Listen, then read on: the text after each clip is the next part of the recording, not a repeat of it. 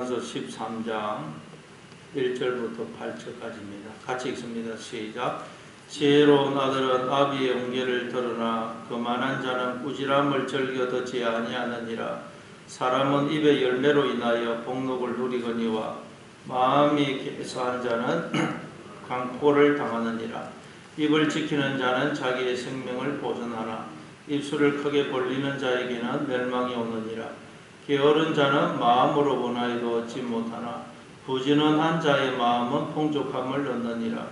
의인은 거짓말을 미워하나 악인은 행위가 흉악하여 부끄러운 데에 이르느니라. 공의는 행실이 정직한 자를 보호하고 악은 죄인을 패망하게 하느니라. 스스로 부한 채 하여도 아무것도 없는 자가 있고 스스로 가난한 채 하여도 재물이 많은 자가 있느니라. 사람의 재물이 자기 생명의 속전일 수 있으나 가난한 자는 협박을 받을 일이 없느니라. 1절에 보니까 지혜로운 아들은 아비의 훈계를 들으나 그렇게 말씀합니다. 우리가 이 세상에 보냄을 받아 인생을 사는 목적은 하나님의 지혜로운 아들이 되기 위해서입니다. 즉 하나님을 그대로 본받은 하나님의 자녀가 되기 위해서 우리가 인생을 사는 것입니다. 그런데 우리가 하나님의 지혜로운 아들이 되기 위해서는 훈계를 들어야 된다. 그렇게 말씀합니다. 그렇죠. 우리가 이 땅에서의 아들도 아버지의 훈계를 받아들일 때 부자 관계가 형성이 됩니다. 만약에 아들이 아버지의 훈계를 거부하면 관계가 깨져버려요. 그런데 모든 인간들은 이 뱀의 소리, 마귀의 소리를 들으므로 하나님의 훈계를, 말씀을 거부해 버렸어요. 그래서 하나님과의 관계가 깨져버린 것입니다. 그래서 우리가 이제 하나님의 훈계를, 말씀을 받아들일 때 하나님과의 관계가 회복이 되고, 이제 하나님과의 관계가 회복이 되면 우리는 계속해서 하나님의 훈계를 받아들여야 됩니다. 왜냐하면 우리는 인간은 아무것도 모릅니다. 그리고 우리의 마음은 굽어져 있거든요. 그래서 우리가 하나님의 훈계를 받아들이지 않으면 우리는 엉뚱한 길, 잘못된 길을 갈 수밖에 없습니다. 그래서 나는 아무것도 모른다, 어린아이다, 무엇을 해야 될지 모른다 하는 것을 기억하고 주님 말씀하옵소서 종이 듣겠습니다 하는 자세로 우리는 늘 하나님의 훈계를 받아들일 때 우리가 지혜로운 하나님의 아들이 되는 것입니다. 그런데 거만한 자는 꾸지람을 즐겨 듣지 않는다 그러죠. 그러니까 사람들이 하나님의 훈계를 받아들이지 않는 이유가 뭐냐? 거만하기 때문이라는 것입니다. 교만하기 때문이라는 것입니다. 나도 안다, 나도 다 안다 그렇게 생각하기 때문에 하나님의 훈계를, 말씀을 받아들이지 않는 것입니다. 여러분, 물은 낮은 곳으로 흐르지 않습니까? 가장 낮은 곳에 이제 물이 머뭅니다. 마찬가지로 하나님의 말씀도 생명도 은혜도 복도 어디에 머무느냐? 낮은 마음. 마음이 낮으면 낮을수록 거기에 하나님의 말씀과 생명과 은혜와 사랑과 복이 머뭅니다. 인간의 마음이 높으면 높을수록 하나님의 말씀도 생명도 복도 머물지가 않습니다. 그래서 우리는 늘 겸손히 하나님의 말씀에 귀를 기울여야 됩니다. 그리고 2절에 보니까 사람은 입의 열매로 인하여 복록을 누리거니와 마음이 개사한 자는 강포를 당하느니라. 사람은 입의 열매로 인하여 복록을 누린다. 그러니까 입으로 하는 말, 그 말의 열매를 우리가 거두게 된다는 것입니다. 앞에서도 나왔죠. 우리가 말을 한다는 것은 그러니까 씨를 심는 것입니다. 내가 지금 하는 말이라는 내가 지금 씨를 심고 있다. 그래서 내가 한 말에 열매를 거두게 되어 있다. 우리는 늘 기억해야 돼요. 그럼 우리가 어떤 말을 해야 되겠어요? 저주의 말을 하면 그 열매를 거둡니다. 그러나 축복하는 말, 사랑하는 말, 감사하는 말 하면 그 열매를 거둬요. 그래서 우리는 항상 감사하는 말, 긍정적인 말, 축복의 말을 해야 됩니다. 왜? 그 열매를 내가 거두거든요. 그리고 마음이 개사한 자는 강포를 당한다. 마음이 개사하다는 말은 마음이 거짓되다 라는 뜻이에요. 마음이 거짓되다. 인간에 왜 고통을 당하느냐, 멸망을 당하느냐? 마음이 거짓되어서 그래. 마음이. 그래서 여러분, 우리는 늘 이 사실을 기억해. 나의 마음은 거짓되다. 우리가 인생을 살아보니 이걸 깨닫지 않습니까? 야, 내 마음은 거짓되구나. 다윗이 이걸 깨달았어요. 바세바 사건과 우리아를 죽인 사건 이후에 이걸 깨달았어요. 내 마음은 거짓된 마음이구나. 그래서 시편 51편에 보면 다윗이 51편 10절에서 하나님이여 내 속에 정한 마음을 창조하시고 내 안에 정직한 영을 새롭게 해주소서. 내 안에 정한 마음, 깨끗한 마음을 새로 창조해 주십시오. 내 마음은 거짓된 마음입니다. 다윗이 이렇게 기도를 하고 있는 것입니다. 우리는 늘 이 사실을 기억해. 내 마음은 거짓되다. 그런데 이 거짓된 나의 마음은 원래 내 마음이 아니고 하나님의 마음이 원래 내 마음인데 내가 뱀의 말에 속아버려서 이 거짓된 마음이 되었다. 그래서 늘 이 거짓된 마음은 거부하고 자꾸 하나님의 마음을 붙들고 품을 넣고 해야 됩니다. 이 사실을 기억해. 내 마음은 거짓되다. 그래서 나는 하나님의 마음을 품어야 된다. 그리고 3절에 보니까 입을 지키는 자는 자기의 생명을 보존하나 입술을 크게 벌리는 자에게는 멸망이 오느니라. 입을 지킨다는 말은 단순히 말을 적게 한다는 뜻이 아니고 나는 나의 주인이 아니고 주인이 내게 있다. 하나님이 나의 주인이시다. 그래서 나는 함부로 입을 열 수 없다. 그런 뜻이에요. 그래서 주인이 따로 있으면 주인이 입을 열라고 하면 열어야 됩니다. 내 마음대로 입을 열 수가 없어요. 그래서 예수님은 고통을 당하여 괴로울 때도 그 입을 열지 않더라 그러죠. 예수님은 할 말이 얼마나 많겠습니까? 배신당하고 억울함 당하고 온갖 일을 당하고 조롱 멸시 천대 십자가에 달려 죽으시는데 아무 죄도 없이 얼마나 할 말이 많겠어요. 그런데 입을 열지 않으시더라는 거예요. 왜요? 예수님은 하나님에 의해서 보냄을 받은 종이었거든요. 그래서 하나님이 입을 열라 그러면 열고 입 다물으라 그러면 다물고 이 말 해라 그러면 이 말하고 다 주인이기 때문에.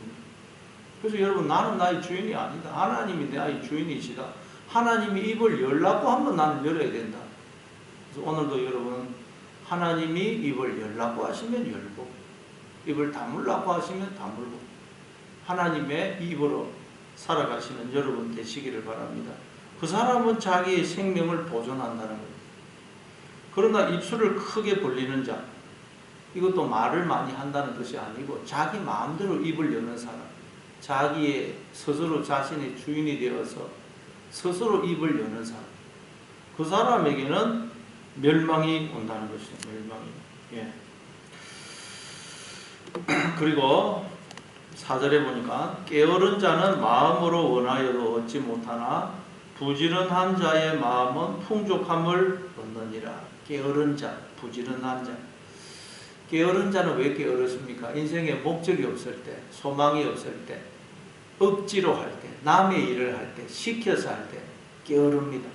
그러나 부지런한 자는 목적이 있고 소망이 있고 기쁨, 감격으로 자원해서 할 때 부지런합니다. 그 마태복음 20장에 보면 포도원 품꾼 비유가 나오죠.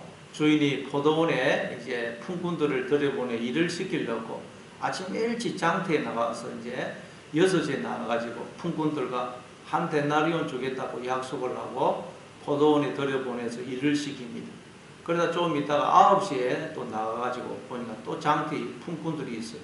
또 들여보내서 일을 시키고 또 12시하고 오후 3시에 나가니까 또 장터에 품꾼들이 있어요. 그래서 또 그들도 포도원에 들여보내서 일을 시킵니다. 그러다가 오후 5시, 이제 1시간이지만 끝납니다. 근데 5시에 나가보니까 장터에 나오면 또 채용이 안 된 일꾼들이 있어요. 그 사람들은 그러니까 왜 채용이 안 됐겠어요? 보니까 일을 전혀 못할 것 같아요. 뭐 키도 작고 뭐 힘도 없어 보이고 기술도 없고 뭐 그냥 삐리삐리해 보여요. 그러니까 그동안 그 시대까지 채용이 안 된 것입니다. 근데 그때 5시에 그 사람들에게도 그 포도원에 와서 일을 하라 그래요. 그러면 여러분 그 풍군들 중에서 누가 기쁨으로 감사함으로 열심히 일을 하겠어요? 오후 5시에 들어온 사람입니다. 그날 그 풍군들은 하루 벌어서 하루 먹고 사는데 집에서는 처자식들이 기다리고 있는데 하루 그냥 농치면 굶어야 돼요. 얼마나 걱정하고 있었겠어요. 그런데 5시에 주인이 불러주니 너무너무 기쁘고 감사하고 자격 없는 나를 일을 시켜줬구나. 열심히 기쁨으로 일을 했을 것입니다. 여러분 우리가 인생을 살아보니 우리가 오후 5시에 들어온 풍군들 아닙니까? 살아보니 나는 죄인 중에 개수입니다. 자격이 전혀 없는 자입니다. 그런데 하나님이 나를 하나님의 자녀로 삼아주시고 하나님 나라를 나에게 맡겨주셨네요. 그게 웬일입니까? 그런데 우리 이거 생각하니 야, 나 같은 자를 하나님이 자녀로 삼아주시고 하나님 나라를 맡겨주셨으니 우리는 이거 생각하면 그냥 기쁘고 감사하고 감격스러워서 열심히 기쁨으로 일을 할 수밖에 없습니다. 이 감격이 있을 때 부지런해집니다. 그러면 나는 뭐 자격이 있다 이렇게 생각하면 그 사람은 게으릅니다. 그래서 오늘도 여러분 나 같은 죄인을 하나님의 자녀로 삼아주시고 하나님 나라를 맡겨주셨구나. 참 이 기쁨 감사하는 마음으로 열심히 여러분 주님의 일을 하시는 여러분 되시기를 바랍니다. 또 5절에 보니까 의인은 거짓말을 미워하나 악인은 행위가 흉악하여 부끄러운 데 이르느니라. 우리는 거짓말을 싫어해야 됩니다. 근데 모든 거짓말의 뿌리가 뭐죠? 우리가 이 세상에서도 거짓말을 싫어해야 되는데 거짓말의 뿌리가 뭐냐? 바로 뱀이 했던 말이에요. 뱀이 했던 말. 뱀이 하와에게 했던 말. 야, 너 선악과 다 먹으면 눈이 밝아져서 하나님처럼 될. 이게 여러분 거짓말의 뿌리예요. 야, 너 하나님 없어도 너의 힘과 지혜와 능력으로 얼마든지 살 수 있어. 그래서 우리로 하나님을 떠나게 하고 하나님 외에 다른 것을 믿고 의지하고 추구하게 만드는 것. 그게 거짓말입니다. 그래서 우리가 내가 하나님 외에 믿고 의지하고 붙들던 것들이 없어질 때 돈을 사업에 실패한다든지 자녀가 대학에 떨어진다든지 질병에 걸린다든지 어려움이 생기고 여러 가지 고난이 주어지면 마치 나는 망할 것 같고 죽을 것 같고 두려워하게 만들고 낙심하게 만들고 절망하게 만들고 이게 누구 때문이다 그래가지고 누구를 미워하게 하고 섭섭하게 생각하게 하는 그 모든 게 거짓말이랍니다. 그게 진짜 거짓말. 근데 우리는 늘 그 거짓말에 속습니다. 눈에 보이는 환경, 여건만 쳐다보고 그냥 안 좋으면 절망하고 낙심하고 그게 거짓말의 뿌리입니다. 그 거짓말은 들으면 안 된다는 거예요. 그 모든 우리에게 주어진 모든 환경, 여건, 그 모든 것들은 하나님께서 우리로 하여금 하나님만 바라보라고 하나님께로 돌이키라고 하나님만 붙들라고 허락하시는 것입니다. 그래서 우리가 하나님만 바라보면 하나님만 붙들면 모든 것은 합력하여 선을 이룹니다. 그 모든 것은 나중에 지나고 보면 저주가 아니고 복이 되는 것입니다. 거짓말의 뿌리는 하나님을 바라보지 않게 하고 뚱뚱함도 바라보게 하는 게 거짓말입니다.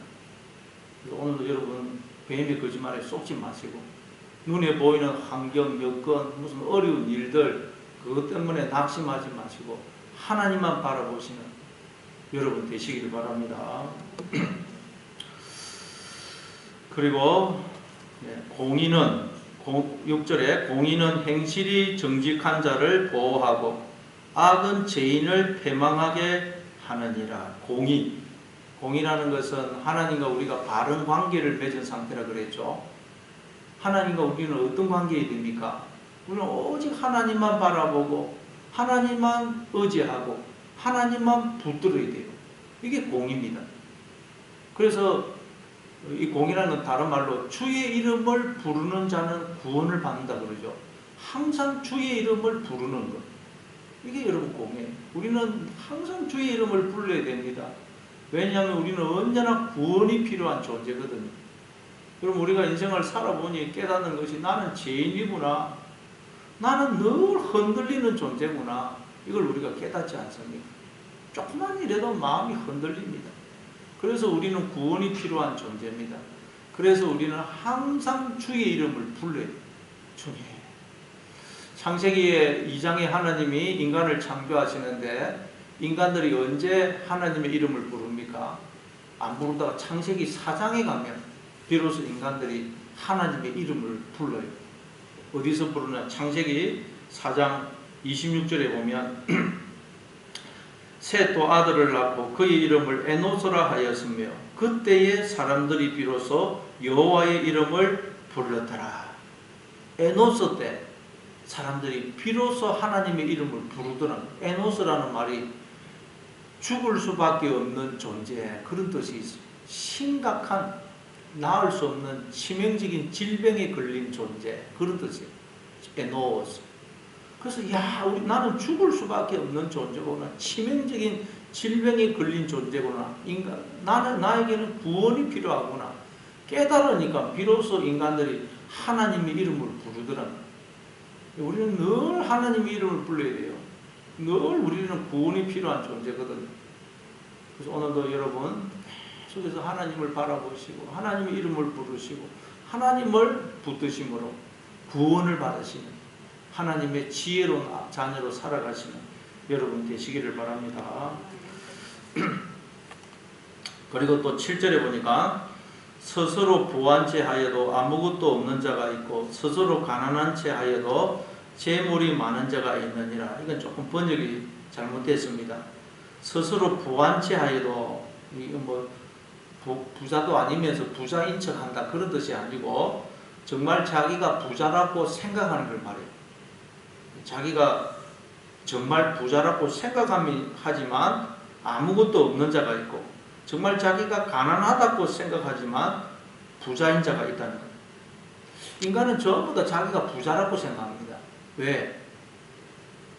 하나님이 그것을 도둑질했거든요. 자기가 자기의 주인이 되어 있지 않습니까? 그러나 이 나라는 존재는 내 것이 아니고 하나님의 소유죠. 하나님의 소유입니다. 그런데 인간들이 다 자기가 주인이 되어서 부자가 돼요. 부자. 이게 누가복음 12장에 나오는 어리석은 부자예요. 어리석은 부자. 거기에 보면 누가복음 12장에 보면 끝에 가서 이렇게 나오죠. 자기를 위하여 재물을 쌓아두고 하나님께 대하여 부요하지 못한 자가 이와 같으니라. 자기가 다 주인이 되어가지고 모든 게 자기 것이에요. 그런데 하나님께 대하여는 부요하지 못하다. 알고 봤더니 다 도둑놈이에요. 도둑놈. 인간은 그래서 내가 주인이 되면 아무것도 내 소유가 안 돼. 왜? 도둑놈이 되어버려요. 그걸 두고 스스로 부자라고 생각하지만 아무것도 없는 자가 있고 스스로 가난한 자라고 생각해도 재물이 많은 자가 있느니라. 우리는 아무것도 없는 자예요. 마태복음 5장 3절에 보면 심령이 가난한 자는 복이 있나니 천국이 저희 것이며 거기서 가난하다 말이 헬라어로 포토코스, 절대적 가난, 아무것도 없는 상태. 당장 뭘 누가 주지 않으면, 먹을 걸 주지 않으면 굶어 죽을 수밖에 없는 상태. 그게 여러분 포토코스. 우리는 아무것도 없습니다. 여러분 내 존재도 원래 나는 없음 아니었습니까? 그럼 우리는 아무것도 없는 존재입니다.